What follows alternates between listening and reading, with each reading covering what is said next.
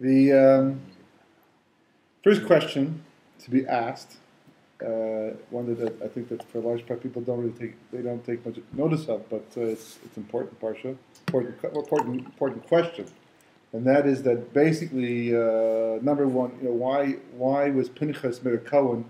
Because of the fact that he did what he did in last week's Parsha. You had that question?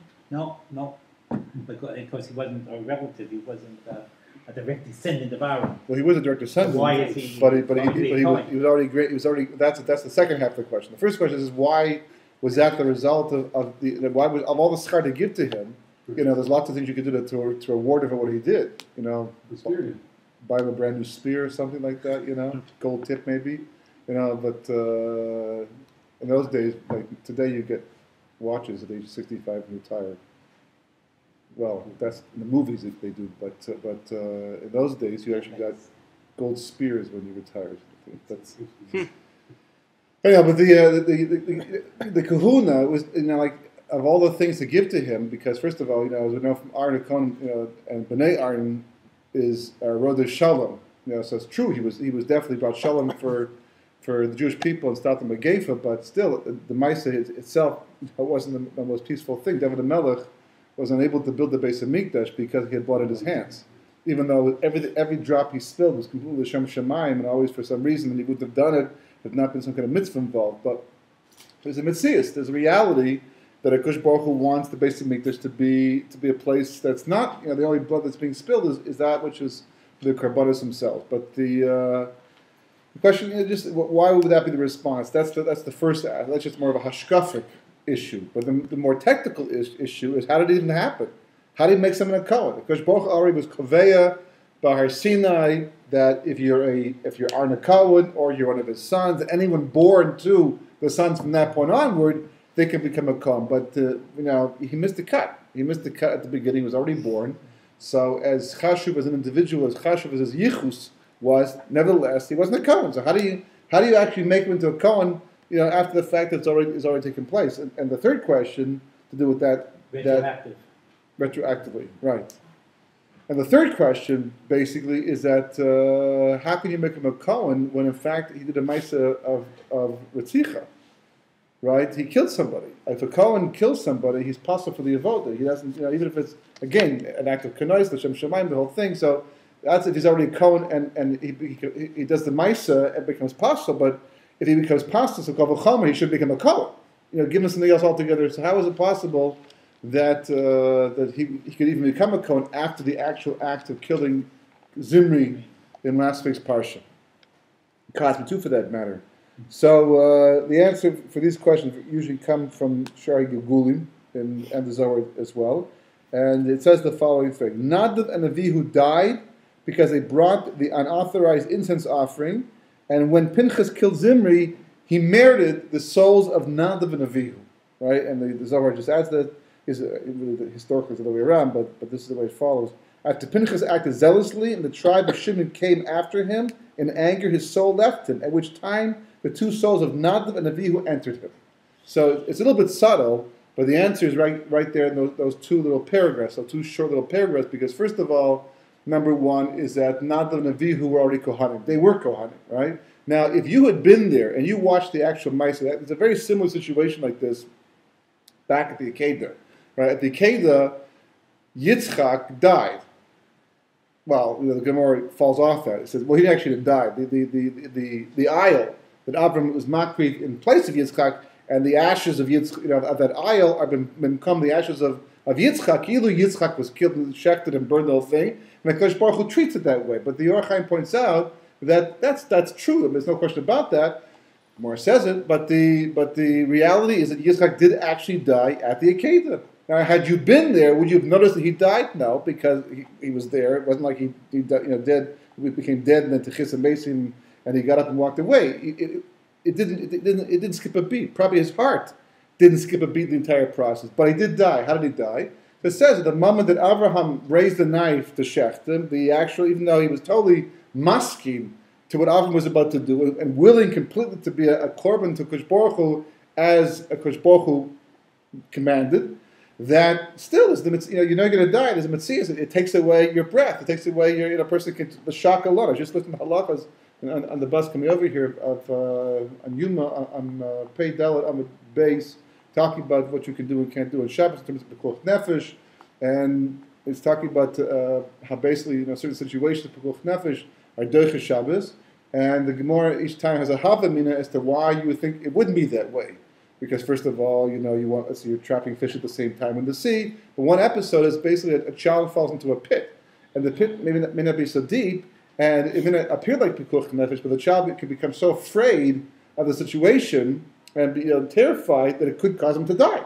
So because of that, pikuach nefesh, you can save this child, to tear away the dirt and all that on Shabbos and something on Yom Tov to save the child, because the fear alone can cause a child, God forbid, to lose his neshama. So likewise, Yitzchak, as much as he was ready, he was 37 years of age at the time, but he was ready to do this. Still, the fact that a knife is about to go into you, it's a shocking thing. It can cause a person to lose their neshama for a moment, and that was actually planned, because Sarah and Yitzchak died precisely at the exact same moments. She saw what was taking place in the distance. It's a machlokas of whether or not she died because she thought he was going to do it. Most, I think, hold that she died because he wasn't going to do it in the end, because she thought maybe Chas v'chol he didn't have the resolve to carry the Ziva Kush Baruch Hu. That's even less meaningful than having a son at such a late age. But regardless of why what the thinking was that caused her to die, she died specifically because at that time Yitzchak also died, because both of them had a piece of the neshama of Chava, which was going through Tikkun, through Sarah Menu, and through Yitzchak. The Akedah, the shock of the Akedah was the final Tikkun. So therefore, the neshama was taken away at that moment because it was already Tukan. Sarah left this world because that was end of her Tikkun, whatever, and that she had to go on. But Yitzchak became soulless for a moment. That was the death that he suffered at that point, because up until then, his neshama was feminine. So therefore, he couldn't get married, couldn't have children. It's very difficult to have when the opposite gender. The neshama is actually the person. The Rizal points out in Shari Gulin, to have children. So therefore, what happened? The moment that the neshama was taken away, his own neshama was put into him at that moment. So if you've been standing there looking at the situation, you wouldn't necessarily have seen Yitzchak die. You just thought, he looks a little stunned for a second. Maybe lost his breath, maybe fainted, right? But what really happened in the end was, for one split moment, he was without us a neshama. And then his own neshama came in, and that's why immediately after the Akedah, the Torah begins to speak about shidduchim, because now he can get married. Now he can have children. So likewise here also, if you see what happened, there's Pinchas coming out of the tent. He's got Zimri and Cosby understood all these miracles that took place to make the whole thing happen properly, because it was told the Shem Shemaim. And he's coming out. This huge, massive crowd of people is coming after him, and he can see from their faces they're not coming to congratulate him. Right? They can see this is not the welcoming committee coming to give him praise for what he's done. He's killed a Nasi. As guilty as this person was, as far as they're concerned, and it's total shock. So for that one moment of shock, he loses neshama. But again, it's also planned as well. So Pinchas, as we know him, died for a moment. And the truth is, he still got back his own neshama anyhow. But that moment of Misa allowed, as the Zohar points out, allowed the neshamas of Nadav and Avihu to go into him. So that solves all the problems, all the technical problems. How could Pinchas become a kohen? He didn't, right? Two neshamas? There actually has four in the end. We're going to see shortly that actually gets a little crowded inside Pinchas. He becomes much greater individual than he starts off. Yeah. Eliyahu, as the bottle turn points out. But so what happened is, so the Ma'aser Ritzicha that he did as Pinchas is erased in that moment of death. In the moment of death that he actually died, it's no longer Pinchas becoming a kohen. How can he become a kohen? So technically speaking, it's the same goof as Pinchas, but the neshamas are Nadav and Avihu, who are very, very, very famous neshamas that hop around historically. They don't seem as important in the Chumash as they are in Kabbalah, because they're just briefly there. They do this Maisa, and then they're basically talking about being burned out, right? They were burned out, from the whole process, and they're gone. And they're mentioned a few times in the Chumash, but it turns out they're very holy neshamas that are on a major tikkun historically, and they keep reappearing. But they go into Pinchas, and their being a Kohanim allows him to become a Kohen as a result of the process itself. As to why that's the reward, so that actually comes more towards the end. We'll just skip ahead for a second, but really goes to the over here, right? Over where? Oh, what's the next thing anyhow? Didn't skip it all. It's actually in that order. So it's brought down. The Rambam brings down in the Gemara. He says, this is in Hilchos Torah, very famous Rambam, that there are three kesarim, three crowns given to the Jewish people: Keser Malchus, Keser Kahuna, and Keser Torah. As the Rambam points out, Keser Malchus, that's David HaMelech from Yehuda. Anyone from Yehuda can become a king. If you're not from Yehuda, you can't become a king. It's problematic, and that's why there were halachas about whether you can sit in the Yazar, when the Jewish people split into two camps, the kingdom to the south, the kingdom to the north. But for the most part, the Malchus belongs only to Yehuda. That was Chashmonaim's problem. The Kohanim remained kings even after the fact. They got according to Ramban, that's why they were punished so severely to actually be wiped away completely. Not 1-0 left over from the Chashmonaim after all their heroic deeds. But he brings, so that's Keser Malchus, Keser Kahuna. As the Rambam points out, he says, he brings the pasuk that it shall be for him and his descendants after him a pact of priesthood for all time. And then he brings down Keser Torah, that's for everybody. Anybody who wants to become a Talmid Chacham, every Jew has shaykhs to Keser Torah. That's open to all of us, right? So the question that could be asked on the Rambam over here, it's a very obvious question, but again, if you're not paying attention or focusing, you might miss it. And the question is, he's bringing down a pasuk for why the kahuna belongs to Aaron HaKohen, why he should get the kahuna. And he brings a pasuk from this week's parsha. The pasuk that the Kodesh Baruch Hu uses to say that I'm going to make Pinchas a kohen, and everybody after him, all of his descendants, are going to become kohanim as well. That's the pasuk. Clearly it says, you and all those after you. So therefore the Rambam says this shows that the kahuna belongs to Aaron HaKohen. There's only two questions over here. Number one is this pasuk talking about Pinchas, and not talking about Aaron and his descendants, right? So maybe it could be unique by Pinchas. And the second question is it fine if you're looking for a pasuk to explain the halachas to why the kahuna belongs to Aaron HaKohen and not to anybody else, and you have no other pasukim but this one, so we can understand why you use this. The only problem is that there is another pasuk. There's a pasuk the Gemara in Yuma uses instead, and it's the famous pasuk that comes in Parashas Korach after Korach challenges Moshe Benu and Aaron for the kahuna. So what does the pasuk say? Kodesh Baruch Hu says, this is all going to belong to you. The kahuna belongs to you, and I'm making a bris melech with you. As Rashi points out, why bris melech? But just like melech doesn't erode and can last for a long time, likewise this bris is eternal with Aaron HaKohen. So there's a pasuk. But there's pasuk in Parashas Korach that explains exactly the question the Rambam is dealing with. Why does a Rambam not bring that pasuk instead? Good question. Yeah, it's a good question. Yeah. Mm-hmm. He wants to include Pinchas. If it's just that one, you're not going to know Pinchas. We don't have to include him. We don't have to include because the Torah already includes him anyhow. The Torah gave him that pact. The Rambam is only dealing with the issue of Aaron's descendants in general. So it's all inclusive. Anyone says, but Pinchas wasn't a Kohen yet, so how can he be included? So we have another pasuk. That's a separate question. But why would the Rambam feel compelled to even include Pinchas in the picture, especially since the Torah itself already does that? So, you hear the question? Is it a good question? Yeah. Should we answer that question? Okay. You have to be medayik in the Rambam, right? The Rambam says the Keser Kuna was earned by Aaron. That's the lot he earned. He actually earned it, right? Yehuda earned it because it was moed back at the time of Tamar and whatever other aspects of Malchus are already in Yehuda, and we don't have any questions about that. But Aaron HaKohen, right? The Torah, the Gemara, and the Torah itself doesn't say that Aaron earned it. The Torah itself just says he gets it, and he has it forever. And it could simply be that he didn't earn it, but that's what I want it to be. That's the way Kodesh Baruch Hu says, I'm Kovea for whatever reason. I like the way he dresses, whatever the reason is, he is, and he's Moshe's brother, so how could you go wrong, and he's such an honor, all kinds of nice qualities. But did he do a Maisa to actually earn the kahuna?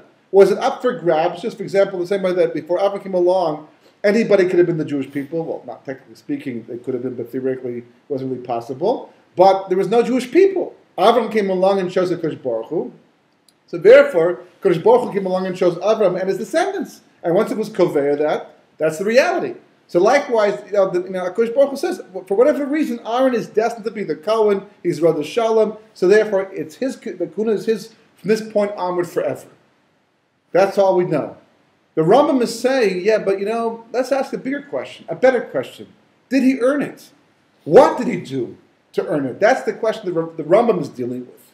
If we're only dealing with the issue of how do we know it belongs to him forever, that's Parshas Korach. But if we're asking the question, now, what did he do to earn it? That's a different question altogether. And for that, we have no answer. Not a visible answer, not an obvious answer, because there's never time Kodesh Baruch Hu says, because you did this already, Kohen, you become the Kohen, and it's yours forever at this point on after. So the Rambam is saying it could actually work in reverse. Had this Parsha not come along, the Rambam would never even ask this question in the first place. Why does he ask it? Because it's such a bizarre situation. The Rambam is saying we have a unique opportunity in this week's Parsha to understand the Kahuna. Why is that? Because we have somebody who wasn't a Kohen, did something, and became a Kohen. That's unique. Before this, we only had the Kahuna, whoever was Aaron and his sons and his descendants after him. That's all we know. But now we have a unique situation out of nowhere where Kodesh Baruch Hu not only rewards Pinchas for what he did, he rewards him with the Kahuna Ki'ilu. By another way of saying, anyone who does this is a Kohen. Anybody who, and there's nafkimis, for example, Melechus Kohanim, you can't become a Kohen in the full sense of becoming a Kohen, but it sure tells the Jewish people how we have to be Nohe. What it means to be Melechus Kohanim, a nation of priests in the end. This is what being the Kuna is all about. So that's what the Rambam is saying. The Rambam is saying that since we have a situation where somebody who wasn't a Kohen before distantly became a Kohen, so now we can ask the question reversed. How does this apply to Aaron? You're shaking your head. Can't we say that Aaron did things in Mitzrayim to keep the Jewish people together? You could Can't we say things like he accompanied Moshe to speak to Pharaoh, and at times he was his strength? Can't we say that? We can say all those things. A lot of things that Moshe and Aaron are standing around in the midbar, having a nice cup of tea, probably not coffee, but tea. probably tea. Strong tea. Strong tea. Don't ask coffee. Teas. Strong tea. Yeah. That the Bedouins drink. And they're having one of these, right? And they're talking. And Aaron says to Moshe, he says, "No, why do you think Hashem may be kind forever?" Curious thing, I don't know. Maybe it's because you wrote the Shalom in Mitzrayim. Maybe it's because of the fact you have such a nice family. Maybe it's because you guys are so spiritual. I don't know. There's a number of things, the same thing, for example, when Hashgacha Pratis happens for you for better, for worse, let's say for better, for good, right? You don't know why it's happened, but you go back in your previous week, your previous month, your previous lifetime, and you ask yourself the questions, what did I do? Because first of all, A, it's nice to figure it out, to see you're rewarded for what you do nicely, and B, that maybe you can replicate this thing in the future, right? But you don't know in the end. Maybe it's because, maybe it's that time I was going to go home and I saw a person walking across the road with all these groceries.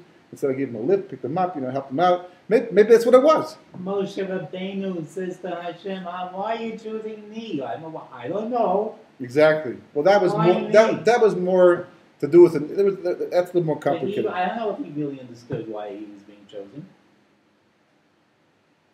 Eventually, he did, but in the beginning, maybe not. But that's exactly that. Only strengthens the question, because it just shows us until you know for sure, you don't know for sure. Hashem wants you to do. Right. So we wouldn't ask. We wouldn't question. But it's because that Pinchas did this act, it became a Kohen. So now it opens up the box. It opens up not the can of worms exactly. So now you can ask the question.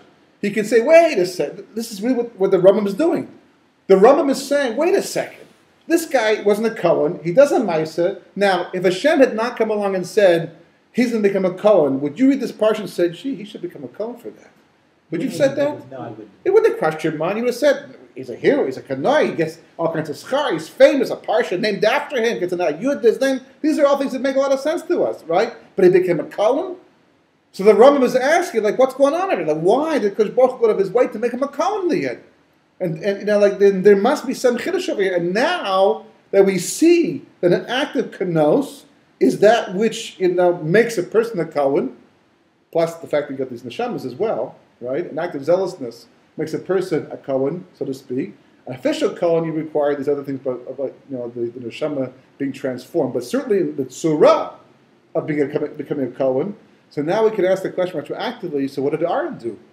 There was like Pinchas. He earned the right to be a kohen forever and ever and ever after that.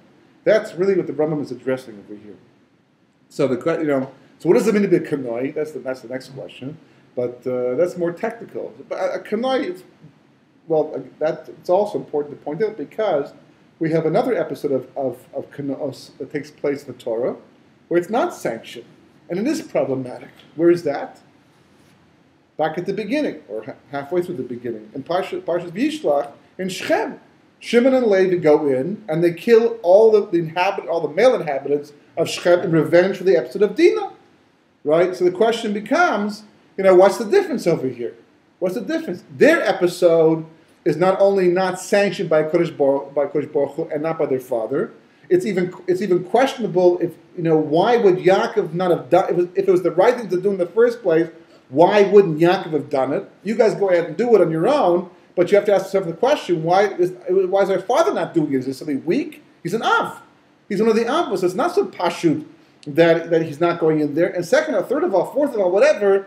We learn from the pasuk, as Rashi points out in Parashas V'yechi, when Yaakov says it was taken, he gave Shechem to Yosef, and said it was taken by my sword and all that. So Rashi explains why, because at that point in time, the Amoraim, the Canaanim knew that at some point in time in the future, the Jewish people were destined to go to war against the Canaanim and conquer the land.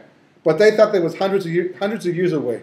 But when Shimon and Levi went into Shechem and did this whole act of zealousness, and they killed all the male people of Shechem, they thought that maybe they were advancing the whole thing. So they girded their loins and went to war against the Jewish people. And Yaakov says we were outnumbered. We could have easily been destroyed by this whole thing. Had a miracle not happened on our behalf, you would have destroyed the Jewish people in your act of zealousness.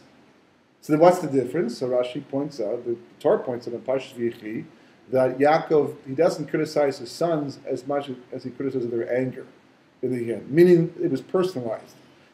Yes, it was a deed that was done on behalf of their sister who was violated. It was restoring the dignity of the Jewish people. Yes, it was on behalf of HaKadosh Baruch Hu, but yes, it was also on behalf of their own anger too. And the moment you mix your own personal feelings into kanos like that, everything gets very blurry. And what you have to do was once one of my Rabbanim years and years ago, 20 years ago, was telling us a Maisa. He's like a fifth generation Yerushalmi. He's a big Talmud Chacham. And he's actually written Shalos HaShuvas Sforim, and I don't remember his name because of the Maisa, but he probably wouldn't care, but I just don't feel comfortable. And he was telling us that he used to throw these anecdotes in every once in a while. I don't remember what the background to this anecdote actually was, but he was telling us how when they first started putting up bus stops in Meir and Gula area, I don't remember those days, they used to put up ads for different things, and they weren't modest at all. So every week there was a bus stop burning or something. It was destroyed or spray painted all over the place. So finally the advertisers caught on and realized they're not getting anything by putting it over here. There's losing things in the end. Probably Egg told them to stop it. But the people who were first angered by this and they wanted to do it, they actually went to Gedolim and asked the Gedolim to do it first. Not the Gedolim, but the bigger body of the community, because they could be Kanoim, they could be L'Shem Shemayim, and if anyone was going to do it, so they felt that they should be the ones to do it because that will be done properly. So the Rav told me that they all turned it down. They wouldn't do it because they felt it was wasn't the proper response, and they were worried that they wouldn't have the proper kavanas, and so they didn't sanction it. So what happened? Of course, the Kanoim themselves went out and did it instead. And of course, whatever result resulted. Whatever war resulted as in the end, and I don't know how. I mean, I can't tell you how many times over the years I had to deal with the issue in Kiruv because people saw these things in the newspaper someplace 6,000 miles away. But the point is when it comes to an act of kanos, that you cannot be personally involved. You have to give yourself over to the cause completely. What made Pinchas unique, as Chazal point out, was the fact that he was willing to sacrifice Olam Hazeh and Olam Haba to do the Maisa. That's becoming divested of all personal interest. Olam Haba, because He was a kanoi, and a kanoi can easily become a rodif. In order to be a kanoi, you have to kill the person precisely at the right moment. If he didn't kill them at the moment of the act itself of Zimri and Cosby, a moment before or a moment after, first of all, if Zimri in self-defense had killed Pinchas before the whole thing, before the mice was taking place, or after, he would have been justified. Because Pinchas would have had din of a rodif, and you could kill him. So it had to be precisely the right moment, and that's the Gemara points out. There are 6 miracles that took place for Pinchas to make it all happen properly. Why were there 6 miracles? If it's not meant to be, it's not meant to be. The answer is it was meant to be because Pinchas was L'Shem Shemayim, because Baruch Hu helped out. Whenever you're L'Shem Shemayim, and you're prepared to put yourself on the line completely for the sake of HaKadosh Baruch Hu, for Torah, for Emes, then you get Siyata V'Shmaya, and it comes in the form of all kinds of fantastic miracles, and the impossible becomes possible in the end. Not necessarily every time, but certainly here, the story of Pinchas. The question now becomes, if that's what being Kanoi is all about, and that's how Pinchas became a kohen, by doing it that way, because to become a kohen you have to anyhow. Because to be a kohen in the first place, you lock yourself up in the base of Mikdash, and you're working, I mean, it's true, barbecued meat is a delicious thing, and people supporting you with the vegetables and all kinds of things like that, but the bottom line is being a kohen is a very difficult thing to be. Today, not so much because, it's more of a covet than anything else, but in the Zman base in Mikdash, it was a lot of work, and you were locked away, doing the Avodas Hashem. And if you were not L'Shem Shemayim, just think how a kohen mefagel, a korban, by thinking the wrong thing, you have to be very, very disciplined. And the halachas of Tumah v'Tahara were very strict, and it could ruin everything. So Kohen had to be completely Moser Nefesh for the cause, for the Jewish people. That's what made Pinchas become a Kohen. The question is, what did Aaron do, where he did this act of Kanot? We don't find Aaron, on the contrary. The story of Aaron a Kohen is he wasn't picking up spears and killing people. He was going from person to person, making shalom between this person and the husband and wife. He wasn't. But if Aaron had been the one to kill Cosby and Zimri, could he have done it? Absolutely, because he's a Kanoi. He didn't have to, but he could have. The question is, but where was he? Lemaisa, what did he do to become a Kanoi? Actually, where he's prepared to give up Alam Hazeh and Alam Haba at the same time. What did he do? By the Egel, right? The Medrash says by the Egel, Moshe comes down from Har Sinai, and he says to Aaron HaKohen, it's a phenomenal line. He says, what did these people do? What could they possibly have done to you to get you involved in a Maisa like this? I mean, I can't begin to fathom, aren't my brother and you're such a tzaddik and so righteous, and how could you risk so much to be involved? What was the cheshbon over here? Very tough. Even Moshe, he didn't say, I understand where you're coming from, I can see, there's a huge mitzvah done l'chaschus, and he was done l'chaschus, but he couldn't find a schus. He had to ask Aaron himself what it was all about. So Aaron had to explain. And what did Aaron explain to him? The Medrash says, it's not Gemara, but I think it's the Medrash that says that Aaron was prepared to stand in their way. He was prepared to block them. But he didn't. Why not? Because he saw that his brother-in-law, Korah was the husband of Miriam, right? He saw his brother-in-law had been murdered trying to do the same thing. He saw that. So Aaron said, if I try and stop them, they're going to kill me as well. Okay, so that sounds more like he's thinking about himself, not about the people. So the answer is that Aaron said, now Har Sinai, Kol Zman, the Shechina is Shara on the mountain, which is the case right now, it has a din of the base of Mikdash. Har Sinai had the din of a base of Mikdash. And Aaron had the status of a Kohen Gadol. And what is the halacha? If someone kills, God forbid, kills the Kohen Gadol, it's a different story, right? But the real Kohen Gadol, they killed the Kohen Gadol in the base of Mikdash. What is the din for that generation? Ein lehem kapara b'chlal. There's no kapara. That's it for the generation. There's nothing you can do. The Misa itself will probably be miraculously clean up, but there's no kapara. So Aaron said, what good will it do if I go out there and I try and stop them from doing the Maisa Egel and they kill me in the process? What's going to happen? This whole generation is finished. They're through. They're not going to, they're not going to survive. So Aaron was prepared to sacrifice Alom Hazeh and Alom, because he could become Chayv Mis in the process, and Alom Haba, because by being involved in Egel Zahav, Chel Hashem, all that, he might lose the Chelik in the world to come. But he said it's worth it. to save these people, to keep them alive. That when Moshe comes back down the mountain, there's still a nation that you can talk to and save. I'm prepared to put myself on the line for that. And that act of kanos is to earn Aaron the kahuna, and it says after him forever and ever and ever. And that's what the Ram is dealing with.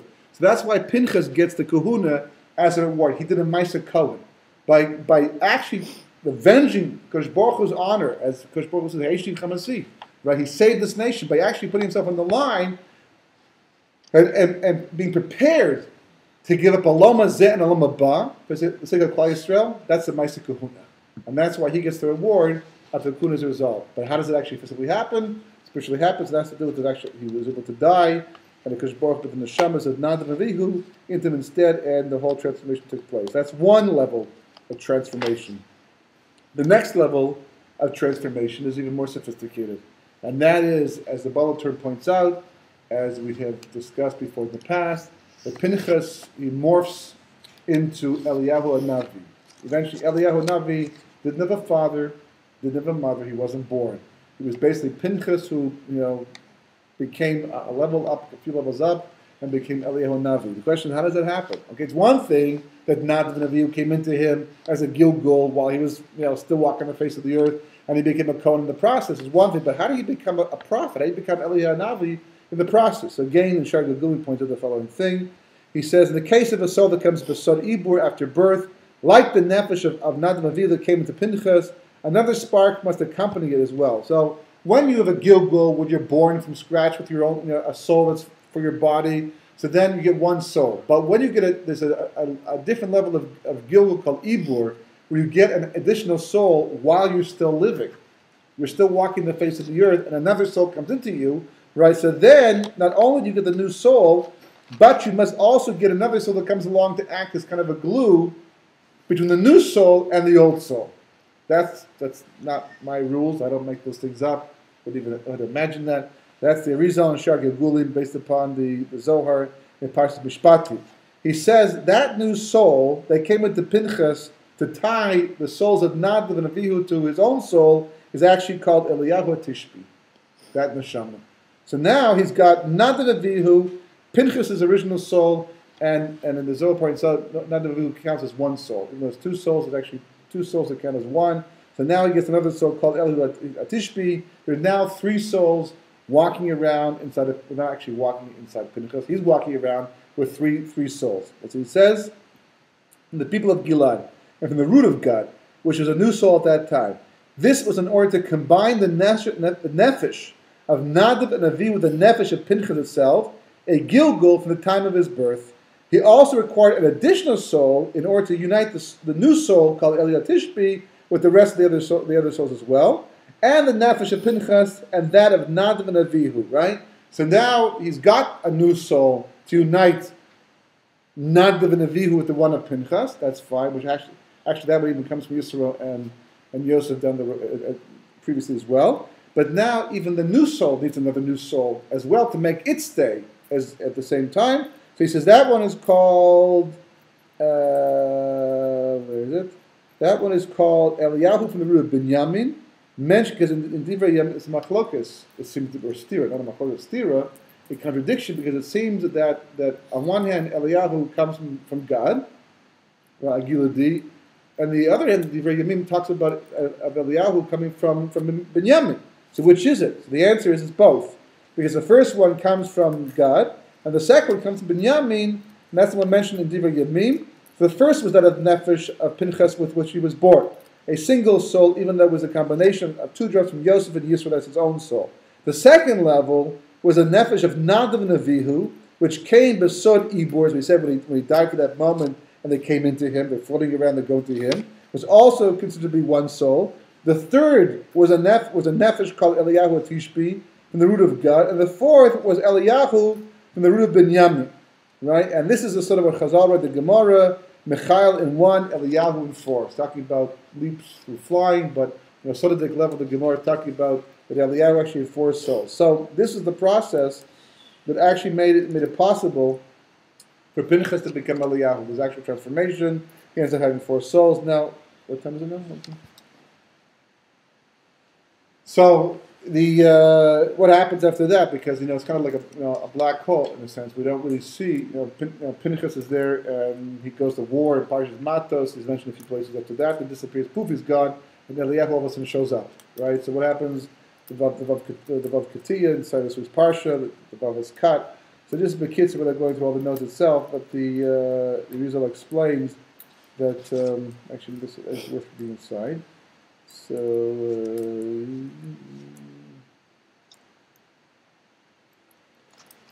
In the incident with Zimri, he married the Ibur of Nadav and Avihu, as we said before, as mentioned in the Zohar, but he lost the Ibur as a result of the sin of the daughter of Yiftach. Right, the story of Navi, where basically Yiftach became the shofet of Klal Yisrael, an unlikely shofet became the shofet. He was so grateful he came back from war, could be successful. He made the vow, the neder, of whatever walks up my door first will become a korban to Kosh Baruch Hu. Unfortunately, that was his daughter, not the animal he was hoping for, and his daughter became Meshubah to Hashem. So the obvious question is, why didn't he just simply do Heter Sadari? Well, you can do things like that, especially for things like, for his daughter. So what would happen over here? So this is why the Vav is cut, to represent the sphere of Yesod, which is called Brisi Shalom. It was actually cut when he lost the Shechina and the Ibur of Nadav and Avihu. So he got all of this in this week's Parsha, but later on in the future, in the book of Shoftim, Pinchas loses the Shechina because he makes a mistake. What's the mistake that he makes? It says it had to do with the sin of the daughter of Yiftach. Eliyahu from the tribe of Benjamin had only been as an Ibur to join together their souls, thus remain as the main, well, it goes into detail, but the main point over here is that what should have happened was Yiftach should have gone to Pinchas, who was the main shofet at that time, and done a Taras Nadarim to save his daughter. He felt he's not going to do it because he's the shofet. He's like the gadol hador, or at least the leader, the mani hador of the generation.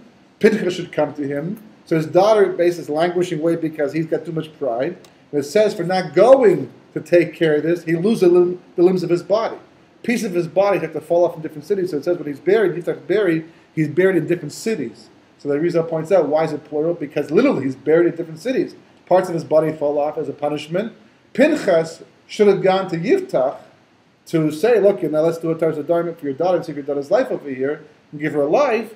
And he doesn't go because he figures the guy with the problem, who goes to the doctor? The doctor, it's true the doctor doesn't make house calls, not so often anymore today, right? But who goes to the doctor? House calls are only when the person can't come. Right, when he can't get out of bed, the doctor goes there. But in this case, Yitzchak could have gone to Pinchas and asked for a Taras Nadarim and saved his daughter. He didn't come. Pinchas thought, therefore, it's not for me to go to him. And as a result of that, the daughter of Yitzchak fell between the cracks. Yitzchak lost parts of his body because of it. Pinchas lost the Shekhinah, and he lost the neshamas of Nadav and Avihu, so which means basically he went back to being Pinchas all over again for a period of time. Later on, he gets it back by Har Carmel. In the episode of Har Carmel, when he becomes a Kanoi, once again, like he was back at the beginning, as Eliyahu. The whole tikkun also for Nadav and Avihu, the Rizal points out, because when they all fell on the ground, said Hashem Elokim, they did not look at the fire this time to make up for when Nadav and Avihu looked at the Shechina the first time at Har Sinai. It's all connected, interconnected, very much so.